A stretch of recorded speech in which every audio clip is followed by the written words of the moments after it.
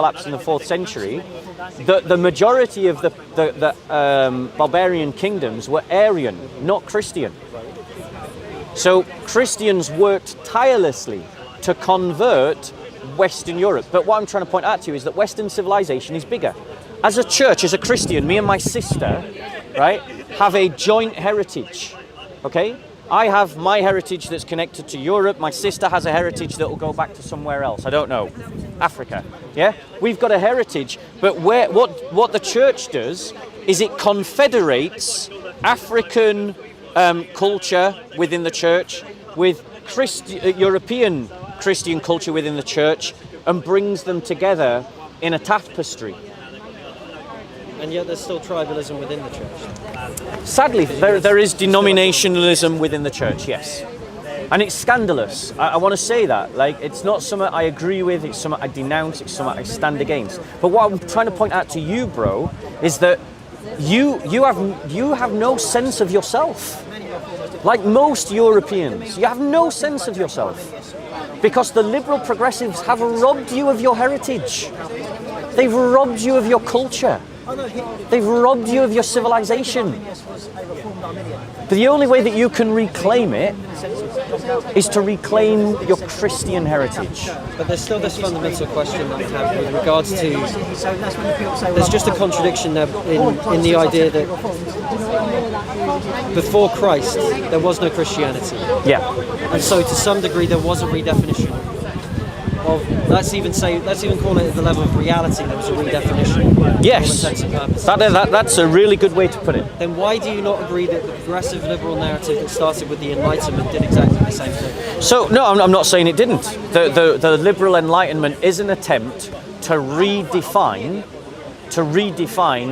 Western civilization. So then why do you think these two events differ in their fundamental characteristics? Because so one is the cosmological significance. Firstly, when Christ becomes incarnate, he redefines what it is to be human. Okay. But the thing is, he isn't something that just materializes out of history, out of nowhere.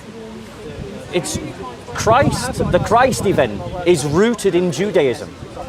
There is prophecy after prophecy after prophecy, over 300 prophecies that were hundreds of years before Jesus, that all point to Jesus, that point to his life, the circumstances of his birth, the kind of life that he would live, the way that he would die. And they were written hundreds of years before he was born. And Christ fulfills them.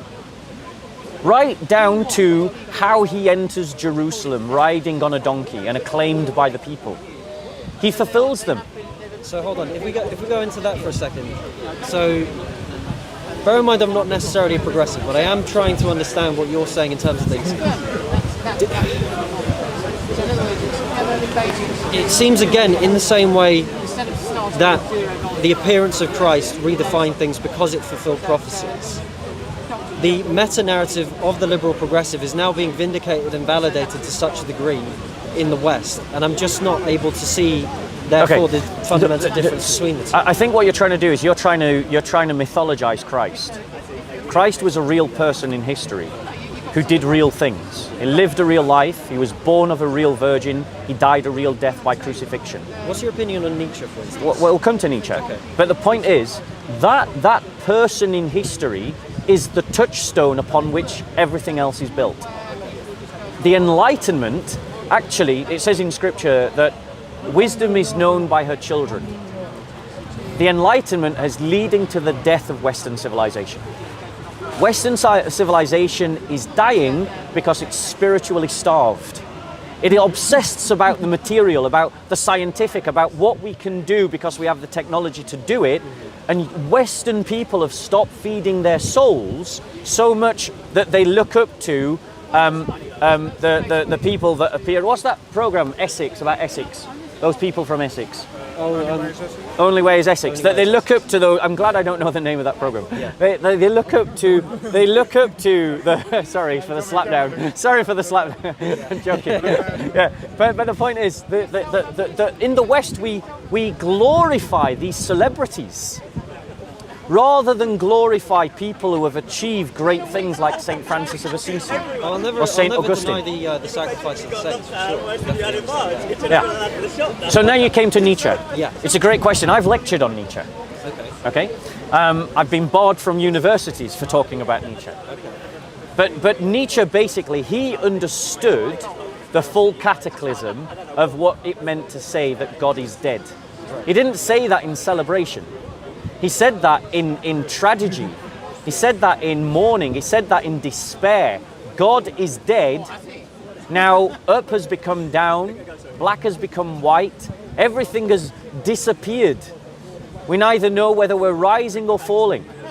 I'm not quoting Nietzsche ad verbatim, but I'm giving a paraphrase of something that he said. The death of God was something that Nietzsche said would lead to the last man. And the last man, he said, was the kind of man that would look up at the wonder of the stars and simply blink. Meaning that the last man would be so dearth within his soul, so empty, so vacuous of all meaning, that he would see the wonders of the cosmos and not be moved by it. And Nietzsche said that the only way that we could overcome this abyss that we are going to fall into is by the rising of the Übermensch. And the Übermensch is the great man that constructs his own meaning. He is the champion, the hero that triumphs over the meaningless of the cosmos by building his own meaning. But here's the problem. How is that in line with the church then? Here's the problem, is that when we look around for the Übermensch, when we look around for that Superman, who are the only candidates? The only candidates that stand tall over civilizations are religious figures. Buddha, Muhammad, Jesus Christ. Now, the question is, when we look at those figures, who is the champion that stands tallest over all of those? Buddhism is a religion that fundamentally, even the Buddhists admit, that their texts don't go back to the Buddha. I've been to Japan. I don't know if you've ever been to a Buddhist country. No. But 1,000,001 sects of Buddhism argue over what the Buddha's teachings are. Right. 1,000,000 sects over Christianity don't argue over what Jesus' teachings are. They argue about how to construct the church in his name. Islam asks you to follow a paedophile rapist who allowed his followers to rape and pillage and rob. Islam is a religion that, when it is implemented, would treat me as a second-class citizen just because I'm a Christian. Would treat a Jew as a second-class citizen just because they're a Jew. And if, hypothetically, God forbid this sister was ever a Muslim, would treat her as a second-class citizen because she's a woman. And would kill you outright because you're none of the above. But there's still this kind of, I don't know if metaphysical is the right word, but there's basically this leap, I don't want to get too complicated. There's basically this seeming leap of faith from, I guess, where my position is, to jump to and accept wholly the principles, I suppose, that guided the prophecies of Judaism that you have to enter into before you become a Christian and accept that Christ was the Messiah. Does that make sense? What do you mean by the properties of Judaism? The prophecies. The prophecies of Judaism. Well, I mean, the prophecies of Judaism are simply a test. You look at the prophecies, then you look at the life of Jesus. I mean, we could do one right now if you wanted. Sure. Yeah? Okay. So let's get out. My point to you is that if these prophecies are true, then you have a evidence to the truth of the Christian faith. But I just want to finish my thought on my last point. Because Jesus Christ calls us to live the kind of life that establishes the full beauty of the human soul. He calls us to live a life that is based upon love, truth, hope. He calls us to live by faith. When we live by these axioms, it draws out of the human being all that is best about his nature, all that is the image of God within his nature is drawn out when we live by these axioms. So we live the best kind of life. So Nietzsche was looking for an Übermensch. And I'm saying to you that the Übermensch that Nietzsche was looking for was Jesus Christ. Then why did he not find it in Jesus Christ? Because all he could see was the weakness of the church. That's all he could see. He was disgusted, as I am disgusted, by the cultural civility and passionless and empty, vacuous ritual of Christendom. That's what he was horrified by. He was not horrified by Jesus Christ. I don't believe he ever really considered Jesus Christ. But let's come to one of these prophecies. Okay? In Isaiah 53, okay, we have a description of our Lord Jesus Christ. Okay? So it's quite a long passage. Yeah? So stop me as we need to, and I'll interject as I need to. So in Isaiah 53, now, do you know when Isaiah 53 was written? No. It was written approximately, if I get my memory correct, 600 years before Jesus' birth. Okay. This is what it says. Who has believed our message? Who has believed our message, and to whom has the arm of the Lord been revealed? For he grew up before him like a tender shoot and like a root out of parched ground. He has no stately form or majesty that we should look upon him, nor appearance that we should be attracted to him. He was despised and forsaken of men, a man of sorrows and acquainted with grief. And like one with whom men hide their face, he was despised, and we did not esteem him. Surely our griefs he himself bore, and our sorrows he carried, yet we ourselves esteemed him stricken, smitten of God, and afflicted. But he was pierced through for our transgressions, he was crushed for our iniquities. The chastening of our well-being fell upon him, and by his scourging we are healed. All of us like sheep have gone astray, each of us has turned to his own way, but the Lord has caused the iniquity of us all to fall on him. Now let's just pause a minute. When you look, bear in mind that this was written 600 years before Jesus Christ.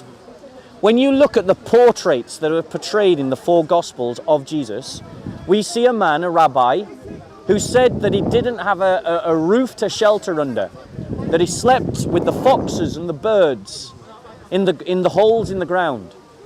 He was someone who was often chased out of areas, he was beaten, people wanted to stone him. He had followers. He was someone who performed miracles, but then people would follow him, not because they wanted to follow his teaching, but just because they wanted bread to eat. People looked at Christ in the wrong way. There was nothing about him that attracted us to him. He wasn't born to a royal family. He wasn't born to a regalia standing. He wasn't born in a palace.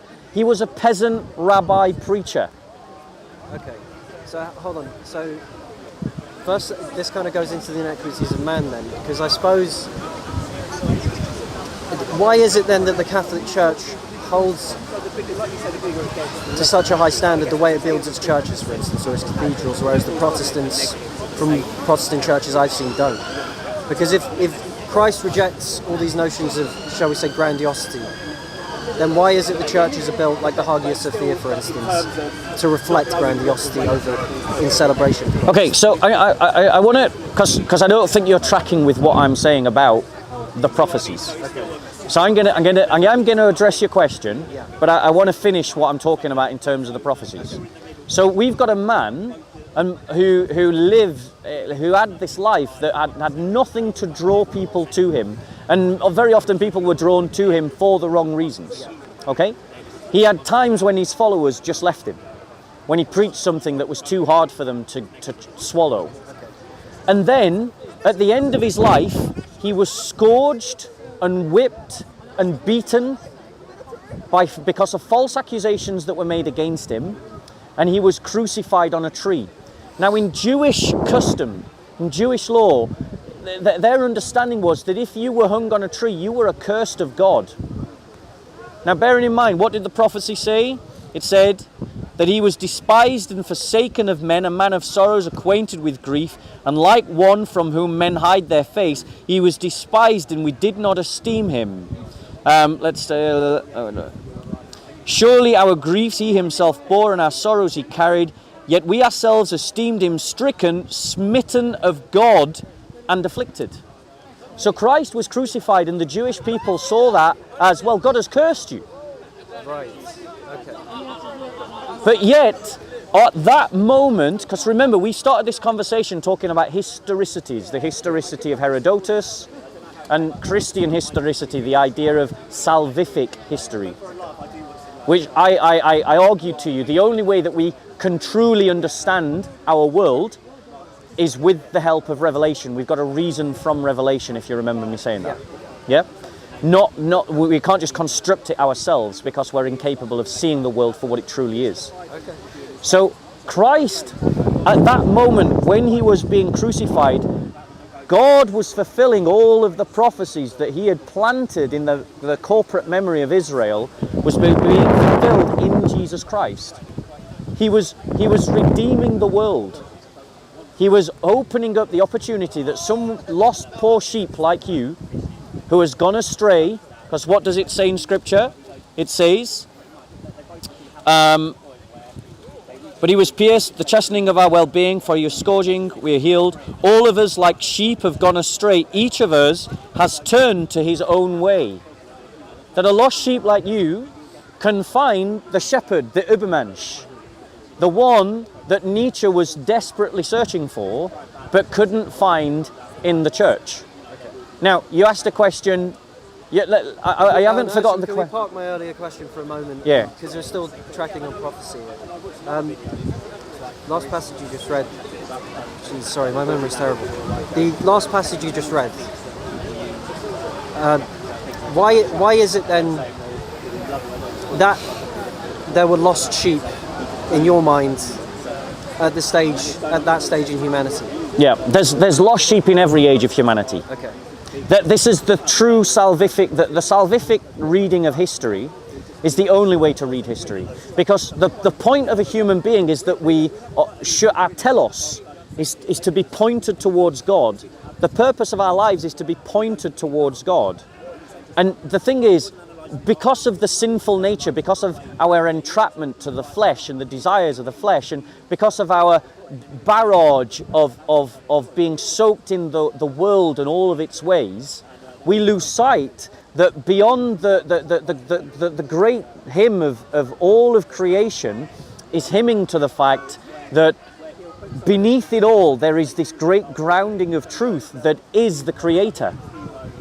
And if there is a Creator, we should direct our lives towards him. And if you accept that we should direct our lives towards him, then we need to find his light. We need to find that point of reference by which we can coordinate ourselves in his direction. So the lost sheep is in every age, but Jesus is that light. He is the one that we can find truth in, that we can find God through. Yeah, I think at that point we can come back to the question about why is it necessary, I suppose, to preserve the image of Christ, shall we say, the humblest amongst the humble, through the most grandiose structures, statues, churches, even the early monks that you talked about. They meticulously painted in calligraphy and I would assume in Latin everything to preserve, well, the tale of Christ among other artifacts in Western civilization. So again, I would point out that Christianity in the church is bigger than Western civilization. So Okay. when you say monks meticulously copied in Latin, well, that's true in the West, but it's not true in the East. They did it in Greek. It's not true in Egypt. They did it in Coptic. It's not true in Ethiopia. They did it in Ethiopic. And it's not true in Syria. They did it in Syriac, Aramaic. It's not true in Slavonic lands where they did it in Slavonic. So what I'm saying is, never ever associate, never think, when someone becomes a Christian, they enter into a bigger paradigm than Western civilization. That's what I'm inviting you to. I'm inviting you to, at one and the same time, claim your heritage as a Western European, but embrace a heritage that is global. And that's what every Ethiopian does. They claim their heritage as an Ethiopian, but they claim a heritage that is global. You know? But in terms of why do we do grandiose buildings? It's a very simple thing. We as Christians, we believe that we are to give our best to God in everything. So we always give our best to God. That is, so I give my best effort in trying to speak to people about my faith. Yeah, sometimes I fail. A scientist gives his best effort in how he does science to the glory of God. An architect does his best effort in how he designs a building. A stonemason does his best effort. A community does their best effort.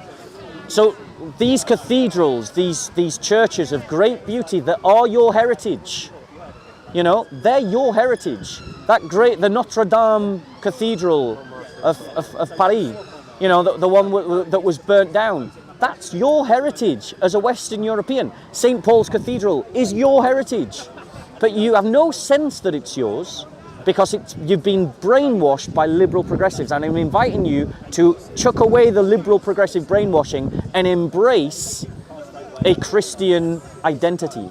Now, our ancestors did their best effort to build these houses of worship that they would worship in. Yeah? Bearing in mind, these churches were built to house hundreds of people, sometimes thousands of people. It's the collective effort, basically, of entire generations of people. They're still building the Sagrada Familia in Barcelona. They're building it by people that go and visit it. Every 12 euros is a brick. So you pay 12 euros or 20 euros to get in or whatever it is, and that pays for one brick. So the point is, it's a collective effort. And what's wrong with people glorifying the ultimate truth with their best efforts? Why does it need to be material, though? Well, it doesn't. It's not. It's not just material. The greatest glory of God is a beautiful soul. That's the glory of God, is a beautiful soul. Then why does it keep coming back to they still build these grandiose structures out? Because a beautiful soul is diligent. A beautiful soul is precise. A beautiful soul is disciplined. A beautiful soul is elegant. A beautiful soul is sophisticated. A beautiful soul is cultured. And a beautiful soul will express all of those things in everything that it does. So when it comes to building buildings, it's expressed in that.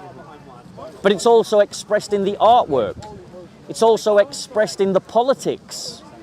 There is a reason why the kind of the values of the values of the restriction on the kings, for instance, that happened in the Magna Carta, yeah, that was negotiated between the lords, the king via the church.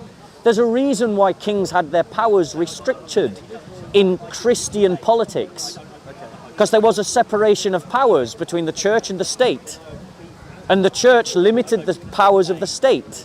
And that goes right back to classical times when, I forget which church father it was, excommunicated a Roman emperor for killing an entire city. And he excommunicated him. Sorry?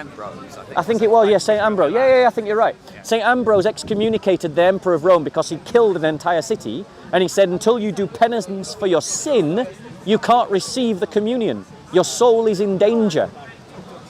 So Christians limited the power of the state long before modern democracies. Islam, by contrast, has the caliph as all powerful. He's a tyrant. He's a dictator. So the thing is, bro, what I'm saying to you is that a beautiful soul expresses itself beautifully, and that means that however we do that, whether it's in our politics, in our charities, in our artwork, in our science, in our philosophy, in our literature, or in the way we build a building, the Christian, one of the traits of being a Christian is the esteeming of beauty and the cultivation of beauty. Now, what's wrong with that? Yeah, what it seems to me is you're borrowing from this classical critique, Marxist critique of, well, if you Christians really care about the poor, why is it you build these cathedrals with gold? It's utter rubbish. We Christians do more to help the poor than any other group. The communists have brought people into poverty through their ideology. stand with you on that. Yeah. So we Christians have a long heritage of helping the poor. We got nothing. I'm not embarrassed at all by our cathedrals because we do more to help the poor than anyone else. The Catholic Church alone is the single largest charity working amongst the poor as a single group, as a single institution. And that's just a fact. It's an uncomfortable fact for you, but it's a fact. Name me an organisation that does more. Name me an organisation that's bigger. Put me out there, and especially because I need a tissue and a cup of tea. Okay, fair enough. Bro, it's been really lovely speaking with you. Yeah. I want to encourage you with something, right? This, I'm going to give you a gift. Have you got a New Testament? Is that in the King James translation? No, I'm not. No, it's not in the King James translation. Have you got a New Testament? No. Right. That is a New Testament. Right? This book, Have you got plastic? Oh, wait. this book is part of your heritage. This book is part of your culture. This book has been the source and the inspiration of what it has meant to be European for over 1,000 years. And liberal progressives have stolen that from you. Reclaim it. Reclaim it with gusto, reclaim it with pride, and look into who the person of Jesus is. Because he is the Übermensch that Nietzsche was looking for. He was the answer to Nietzsche's riddle. And that's who you need to follow. And I hope one day you'll come back to me and you'll say, I've started on my journey to being a Christian. I've started being a disciple of Jesus Christ. All right, enjoy your cup of tea. Enjoy your book. Yep, take care. God bless.